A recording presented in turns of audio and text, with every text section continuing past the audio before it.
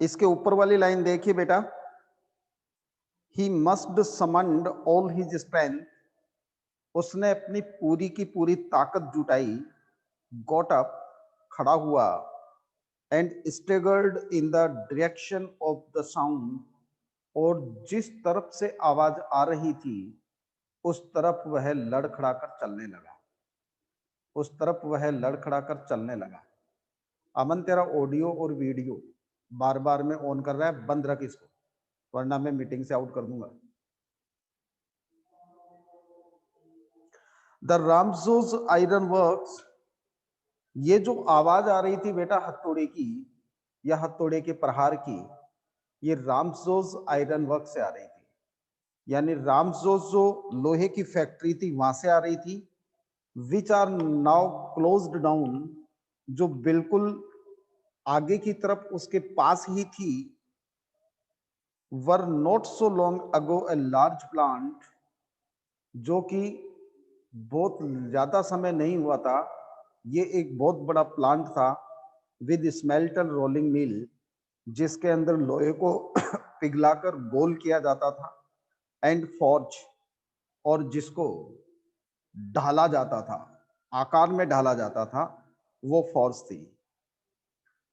In the summertime, long lines of heavily loaded barges and scows slide down the canal.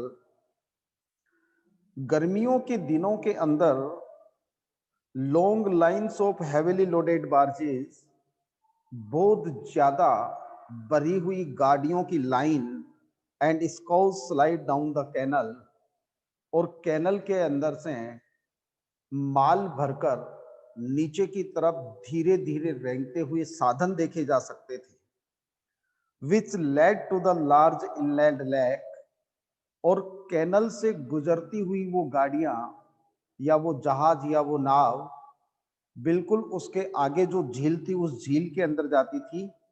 And in the winter time the roads near the mill were black from all the coal dust, और सर्दियों के दिनों में ये देखा जा सकता था कि उस मिल के आसपास की जो जमीन थी वो जमीन कोयले की डस्ट से, कोयले की धूल से काली हो जाती थी। इन दोनों चीजों से लेखक सिर्फ ये बताने का प्रयास करता है कि ये रामजोस आयरन वर्क जो था, ऐड करना बेटा, कि रामजोस आयरन वर्क जो था ये बहुत ज्यादा बड़ी फैक्ट्री थी जिसमें लोहे का काम भरपूर मात्रा में चलता था, और गर्मियों के दिनों में कई गाड़ियां एक के बाद एक लाइन लगी हुई तैयार लोहे को लेकर जाती हुई देखी जा सकती थी, और सर्दियों के दिनों में मिल के आसपास की जो धरती थी, जो जमीन थी, वो कोयले की डस्ट से काली हो जाती थी, इतना कोयला उस मिल के अंदर यूज होता था। We shifted down from the big charcoal crates, और ये कोयला कहां से आता था, सॉरी ये डस्ट कहां से आती थी, जो कोयला होता था उस कोयले के जलने से, चटकने से जो डस्ट उछल कर आती थी वो आसपास की जमीन को काली कर देती थी। During one of the long dark evening just before Christmas, पहले के जैसे ही क्रिसमस से पहले एक लंबी शाम, क्योंकि सर्दियों का समय होता है तो जो रात होती है वो लंबी हो जाती है, तो क्रिसमस से पहले की शाम थी। अब देखिए एक क्वेश्चन बनता है कि describe the scene of Ramsjo iron work when the rat trap seller reached there. जब रेड ट्रैप सेलर वहां पहुंचा उस समय रामसोस आयरन वर्क का जो सीन था वो क्या था, उसको अपन को बताना है, एडमिट का। देखिए क्या हुआ, the master Smith and his helper set in the dark forge near the furnace waiting for the pig iron. Pig iron का मतलब होता है कच्चा लोहा, यानी कि प्रमुख मिस्त्री और उसका जो हेल्पर था, दोनों के दोनों फौज में बैठे हुए थे फर्नेस के बाद भट्टी के पास। यानी कि जहां लोहे की ढलाई की जाती थी, उस स्थान पर भट्टी के पास में प्रमुख लोहे का मिस्त्री लोहार बैठा हुआ था और उसके साथ उसका हेल्पर था। दोनों के दोनों वहां बैठे बैठे जो पिग आयरन था, जो कच्चा लोहा था, जो भट्टी में पड़ा हुआ था, जो गर्म हो रहा था, तप रहा था, उसके गर्म होने का इंतजार कर रहे थे। which had been put in the fire to be ready to put on the anvil। वह कच्चा लोहा जिसको भट्टी में रखा गया था, गर्म होने के लिए, तपने के लिए, तैयार होने के लिए, ताकि उसको एनविल के ऊपर ढाला जा सके। एनविल आपने देखा होगा, एक लोहे का ही फर्श टाइप में होता है, जिसके ऊपर लोहे को रखकर, कच्चे लोहे को रखा जाता है और फिर ऊपर से उसके ऊपर प्रहार किया जाता है। तो उस पर रखने के लिए, उस लोहे को तैयार होने का वो इंतजार कर रहे थे। Admit every now and then one of them got up. बार बार उन दोनों में से कोई एक व्यक्ति उठता, या तो लोहार उठता जो प्रमुख मिस्त्री था, या फिर अपन ये कह सकते हैं कि उसका जो हेल्पर था वो उठता। बार बार उन दोनों में से एक एक बारी बारी से उठता, to stir the glowing mass with the long iron bar. वह जो चमकता हुआ लोहे का टुकड़ा, यानी कि वो कच्चा लोहा जो भट्टी में पड़ा होता था, उस लोहे को एक लंबी रॉड से, एक लंबी जो रॉड होती थी, उस लंबी रॉड से उसको हिलाने के लिए वो खड़े होते, उसको हिलाने के लिए, ताकि उसके ऊपर किसी भी प्रकार की कोई डस्ट आ गई हो तो वो झड़क जाए और उसके बाद में वो अच्छी तरीके से गर्म होता रहे। तो बार बार बारी बारी से दोनों में से कोई एक उठता और एक लंबी सी जो रोड थी, उस रोड से उस कच्चे लोहे के टुकड़े को हिलाते, returning in a few moments dripping with perspiration. और फिर बाद में दोनों में से जो भी उसको हिलाकर वापस लौटता, कुछ ही क्षणों के अंदर पसीने के अंदर लथपथ या पसीना गिरता हुआ वो वापस आकर बैठ जाता। दो एज वॉज द कस्टम, जैसा कि रिवाज था। अब एक क्वेश्चन बनेगा, what was the custom for the workers in the forge. यानी कि उस ढलाई भाग में, विभाग में जो वर्कर्स थे, उन वर्कर्स के लिए क्या कस्टम था। ही वोर nothing but a long shirt and a pair of wooden shoes. Custom ये था कि उस ढलाई क्षेत्र में काम करने वाला व्यक्ति कुछ नहीं पहनता था। कुछ नहीं पहनता था, इसका मतलब ये नहीं कि वो नैक्ड होता था, यानी कि लकड़ी के जूते, और लकड़ी के जूतों के साथ साथ एक लंबा चोगा जो ऊपर से लेकर घुटनों तक पहुंच जाता था नीचे, एक ही पीस का कपड़ा होता था, वो पहनते थे। ये कस्टम था उसमें काम करने वाले व्यक्तियों के लिए। All the time there were many sounds to be heard in the forge. बेटा यहां से एक क्वेश्चन बनता है जो बहुत इंपॉर्टेंट है, और ये क्वेश्चन पहले भी बोर्ड के एग्जाम में पूछा गया है। इस बात को आप ध्यान रखना, पहले भी पूछा गया है बोर्ड के एग्जाम में। लेखक कहता है कि all the time there were many sounds to be heard in the forge. जो रामजोस आयरन वर्क का फॉर्ज था, यानी कि उसका जो ढलाई क्षेत्र था, जो ढलाई विभाग था जिसमें लोहे को आकार में ढाला जाता था, वहां लगातार अलग अलग प्रकार की आवाजें सुनाई देती थी। अब अपन को ये देखना है कि वो कौन कौन सी वॉइसेस वहां सुनाई देती थी। क्वेश्चन क्या बनेगा? क्वेश्चन ये बनेगा कि what were the sounds that could be heard all the time in the forge. यानी कि फॉर्ज में वह कौन सी आवाजें होती थी जो लगातार सुनाई देती थी। तो देखिए, द बिग बेलोज ग्रॉन्ड, बड़ी बड़ी धोकनियों का गरजना। बेलोज जानते हैं आप? बेलोज का मतलब होता है धोकनी। देखिए, कई बार आपने लोहार को देखा होगा, गाड़ियां लोहार वगैरह जो होते हैं, या सड़क के किनारे जो लोहे के कुछ आइटम्स बनाने वाले जो लोग होते हैं, यंत्र बनाने वाले, वो बैठे रहते हैं। आपने देखा होगा कि उनके पास एक भट्टी में हवा देने के लिए क्या होती थी?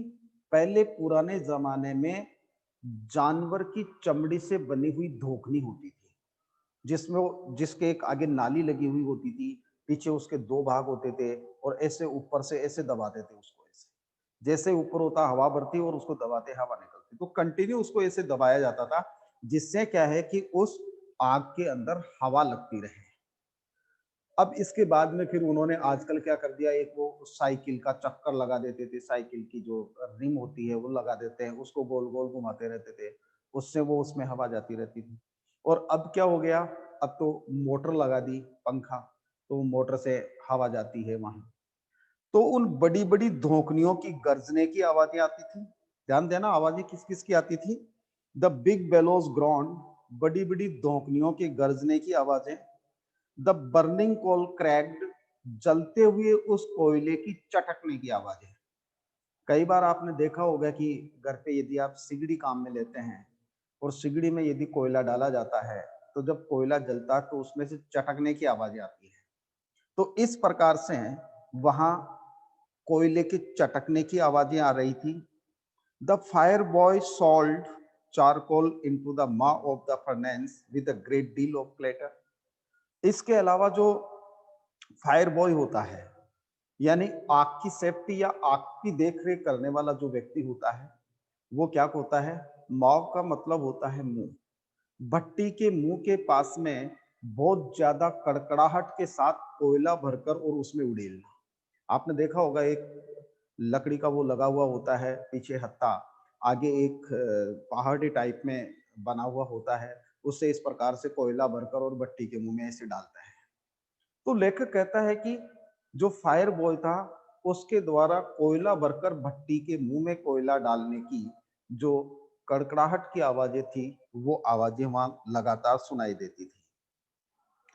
आउटसाइड रोड द वाटरफॉल, दूसरी तरफ यानी मील के दूसरी तरफ एक झरना बहता था, तो उस झरने के आवाजें आती थी, झरने के गरजने की आवाजें आती थी, झरने से पानी के बहने की या गिरने की आवाजें आती थी। And sharp north wind whipped the rain against the brick tiled roof.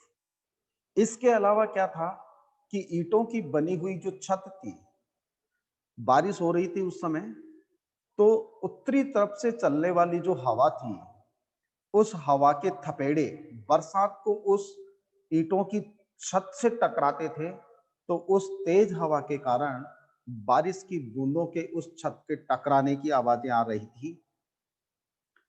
It was probably on account of all this noise. यहां से एक क्वेश्चन फिर घूमेगा, संभवतया इन्हीं समस्त आवाजों के कारण। लेखक क्या कहता है? संभवतया इन्हीं समस्त आवाजों के कारण that the blacksmith did not notice, blacksmith को, उस लोहार को इस बात का पता नहीं चला, that man had open the gate and entered the forge, कि कोई व्यक्ति उस रामजोज आयरन वर्क का दरवाजा खोलकर बिल्कुल भट्टी के पास में आकर खड़ा हो गया था। हालांकि लोहार और उसका जो साथी था वो दोनों वहां बैठे हुए थे, लेकिन लेखक कहता है इसके बावजूद भी क्या हुआ, वह रेट्रेप सेलर फैक्ट्री का दरवाजा खोलकर, मिल का दरवाजा खोलकर अंदर आ गया, लेकिन जब वो दरवाजा खोला, दरवाजा खोलकर भट्टी तक नहीं आ गया, तब तक लोहार को और उसके साथ जो उसका साथी था, उन दोनों को इस बात का पता नहीं चला कि कोई व्यक्ति दरवाजा खोलकर भट्टी तक आ गया। क्यों नहीं चला उनको पता? क्वेश्चन यहीं से बनता है, why could the blacksmith not notice that the rattrap seller had opened the door of the mill and reach to the furnace. यानी कि चूहेदानी बेचने वाला व्यक्ति फैक्ट्री का दरवाजा खोलकर और सीधा कहां तक आ गया? वो सीधा का सीधा कहां तक आ गया? भट्टी तक आ गया। इस बात का उनको पता क्यों नहीं चला? तो भी जवाब में आपको इन नॉइजेस की जवाब देना है। Because of the noises of grounding, bellows, cracking, calls और clattering of fire boy or roaring of the waterfall outside the mill and the voice of the dropping rain, इन समस्त आवाजों के कारण वह जो ब्लेक स्मिथ था, उसको इस बात का पता नहीं चला कि कोई आदमी दरवाजा खोलकर वहां तक पहुंच गया। कब तक पता नहीं चला उसको? Until he stood close up to the furnace. तब तक उसको पता नहीं चला जब तक कि वो बिल्कुल भट्टी के पास में आकर खड़ा नहीं हो गया। Surely it was nothing unusual for poor vagabond। वैगबाउंड का मतलब होता है बेटा घुमक्कड़ व्यक्ति, जो घूमता रहता है, जिसका कोई एक जगह ठिकाना नहीं होता है। लेखक कहता है कि solely it was nothing unusual for poor vagabond without any better shelter for the night to be attracted to the forge by the glow of light which escaped through the sooty pants। यानी किसी भी घुमक्कड़ व्यक्ति के लिए इससे ज्यादा अच्छा कोई शरण स्थल नहीं हो सकता था, इससे ज्यादा अच्छा कोई शरणालय नहीं हो सकता था। क्यों? पहले बात तो उसके पास फटे पुराने कपड़े थे, दूसरी बात सर्दी का मौसम था, तीसरी बात बारिश में भीगा हुआ था। तो ऐसे व्यक्ति के लिए इससे ज्यादा अच्छा शरण क्या हो सकती है कि वो भट्टी के पास में आ गया और जो सूटी पैंट्स होती है उसके ऊपर रखा हुआ कोई पात्र होता है, कढ़ाई वगैरह कुछ भी, उसके पास से बचकर आने वाली आग की लपटें या फिर आने वाली आग या ताप, उस व्यक्ति के लिए इससे ज्यादा अच्छा सुखद कोई नहीं हो सकता। And to come to into the warm themselves in front of the fire। यानी एक वैगबाउंड, एक घुमक्कड़ व्यक्ति इस प्रकार से आकर भट्टी के पास में अपने आप को गर्म कर ले, भट्टी के पास में आकर वह अपने आप को वार्म करे, इससे ज्यादा अच्छा सुखद उसके लिए कुछ नहीं हो सकता था। The blacksmith glanced only casually and indifferently at the intruder. देखिए बेटा, यहाँ रेड ट्रैप सेलर के लिए 3-4 वर्ड यूज हुए हैं। एक तो वो रेड ट्रैप सेलर हो गया, दूसरा वर्ड हो गया वैगबाउंड, और तीसरा वर्ड फिर यूज हुआ है इंटरडर। इंटरडर का मतलब होता है घुसपैठिया, यानी बिना इजाजत के आप यदि कहीं घुसते हैं तो उसको घुसपैठिया कहा जाता है। तो वो वैगबाउंड भी क्या हुआ था, बिना किसी इजाजत के अंदर आ गया था, इसलिए उसको इंटरडर कहा है लेखक ने यहाँ। तो वह जो ब्लेक स्मिथ था, लोहार था, उसने उस घुसपैठिया की तरफ इनडिफरेंटली, मतलब बिना कोई इंटरेस्ट लेते हुए उसकी तरफ देखा। He looked the way people of this type usually did, with a long beard। और वो व्यक्ति कैसा दिखाई दिया? इस प्रकार के व्यक्ति जैसे जैसा दिखाई देते हैं वैसा ही वो व्यक्ति भी दिख रहा था। कैसा?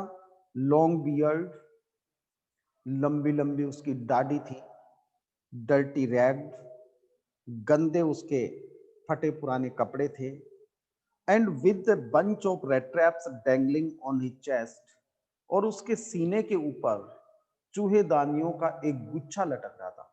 कई बार होता है ना, बहुत सारी जो चूहेदानियां होती है उनको ऐसे एक तार में बांधकर आधी पीछे लटक जाएगी, आधी आगे लटक जाएगी, तो उसकी सीने के ऊपर चूहेदानियों का गुच्छा लटक रहा था। He asked permission to stay.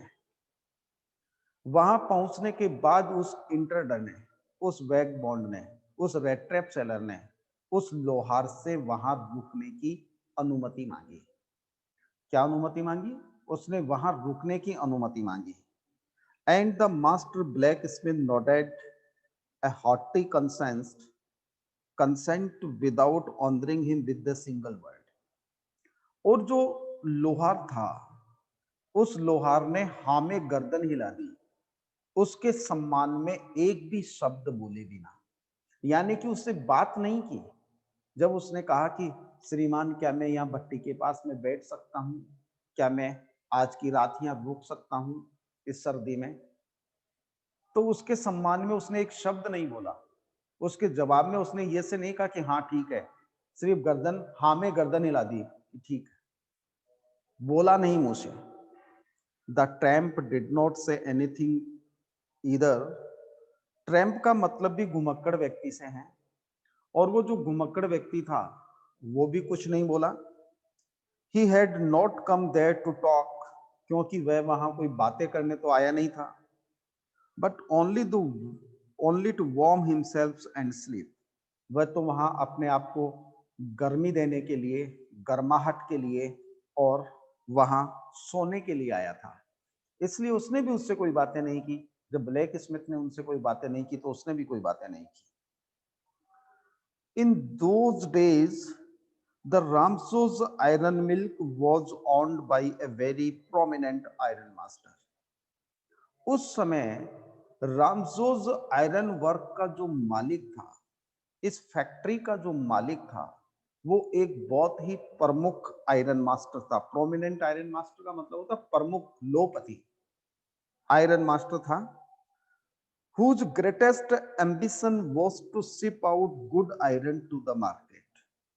जिसकी एक ही अभिलाषा थी, जिसका एक ही सपना था, जिसकी एक ही इच्छा थी कि तैयार माल भर भर कर, जहाज भरकर बाजार में जाए।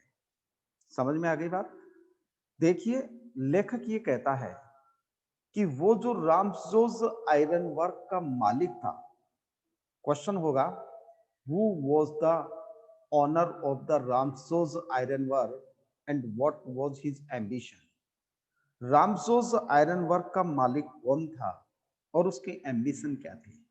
तो जवाब होगा the owner of the Ramsjo iron work was a prominent iron master and his ambition was to ship out good iron to the market.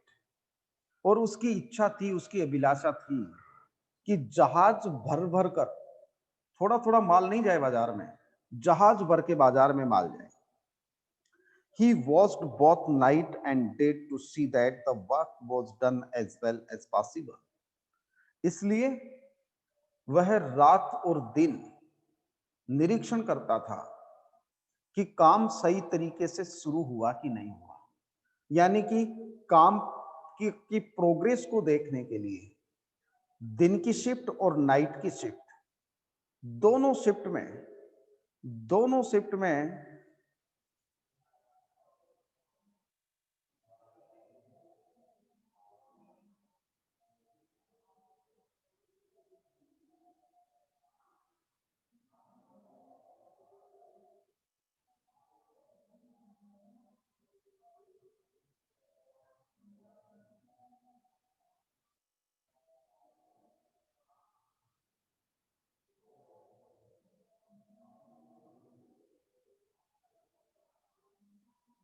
तो लेखक कहता है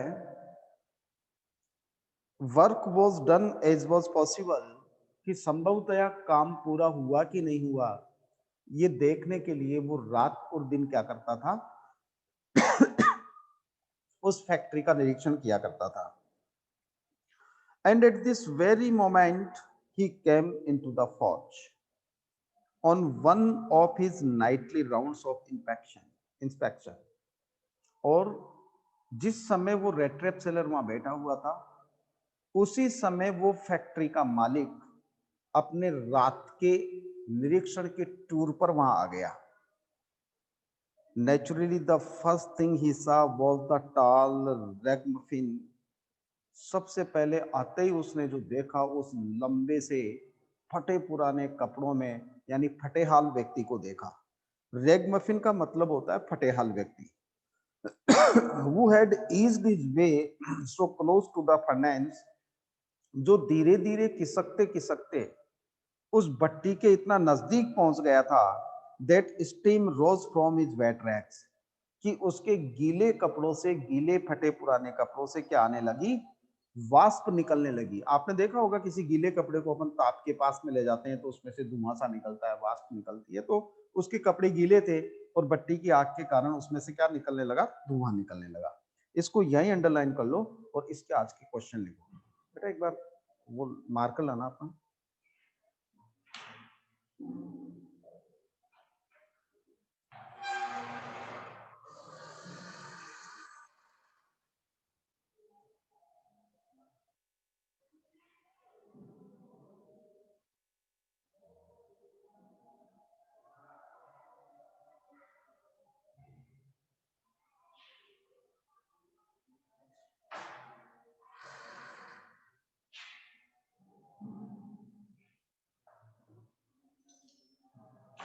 देखिए question,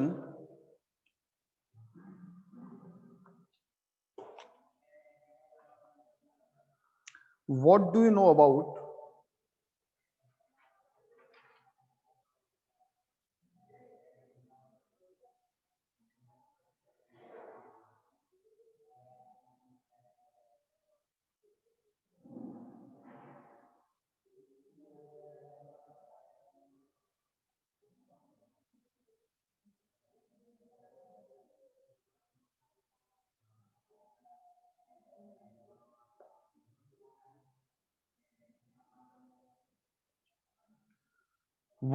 about Ramsjo iron work? आप रामसोस आयरन वर्क के बारे में क्या जानते हैं? Iron works.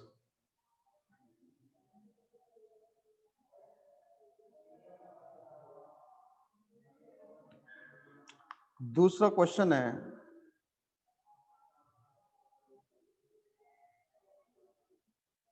Describe the scene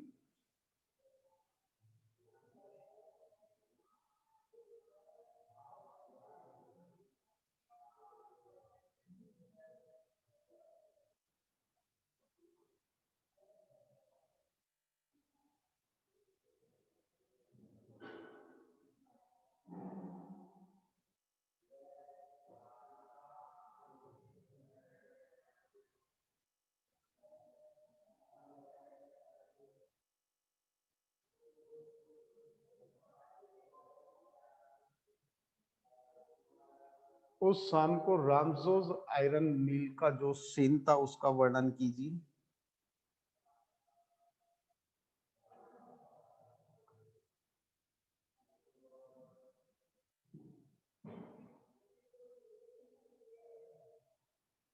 What sounds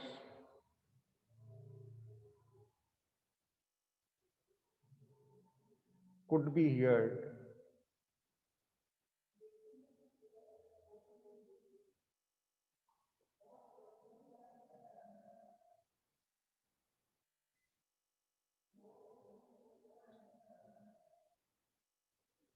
inside the forge all the time?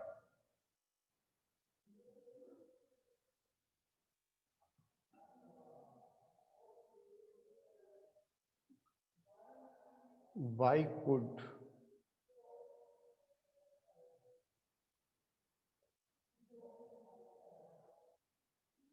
the master smith why could the master smith not notice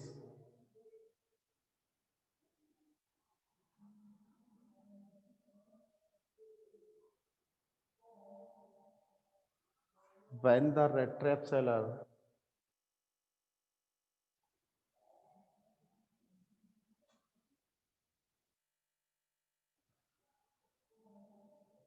opened the door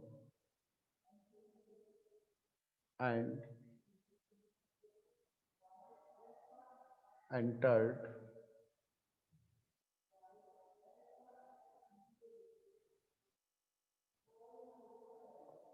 the mill?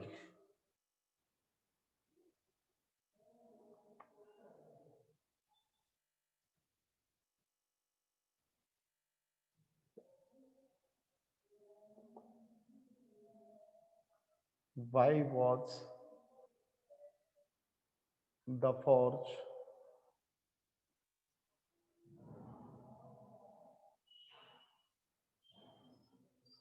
a better shelter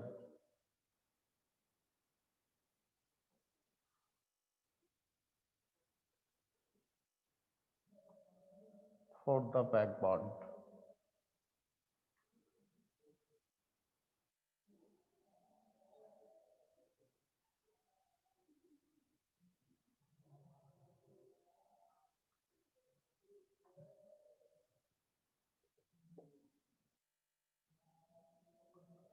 Who was the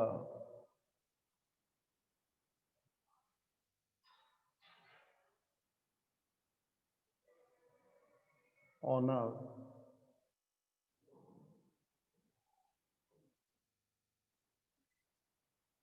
Ramsos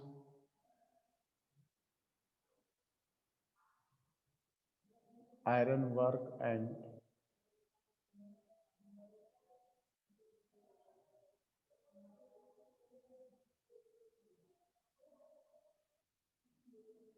his ambition. These are total 6 questions you have to answer in your own words. ये 6 question है बेटा जिनका तुम्हें अपने शब्दों में जवाब देना है। ये कौन है, क्या लिख रहा है? गलत फहमी है सर, आपको एक बार भी ओपन नहीं किया अब तक। बढ़िया बात है बेटा, मत कर, मेरे को गलत फहमी कुछ नहीं है। अमन जाट, मेरे को कोई गलत फहमी नहीं है।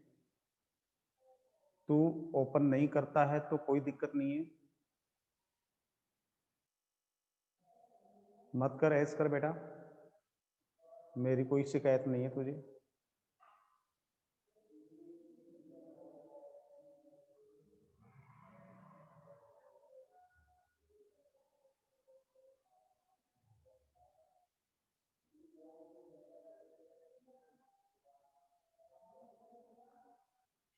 स्टूडेंट्स, ये 6 क्वेश्चन जो हैं इनमें से 3 क्वेश्चन ऐसे हैं जो बोर्ड के एग्जाम में बार बार पुटअप हुए हैं। आप बहुत अच्छी तरीके से ध्यान रखेंगे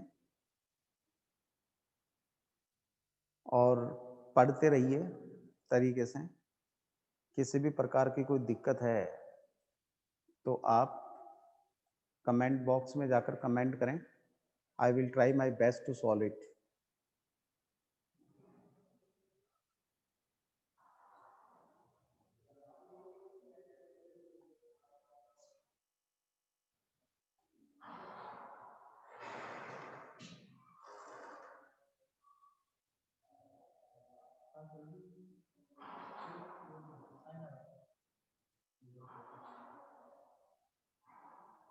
एक सेकंड,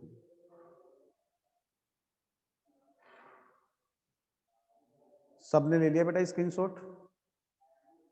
ठीक है, thanks a lot for joining the meeting, see you tomorrow.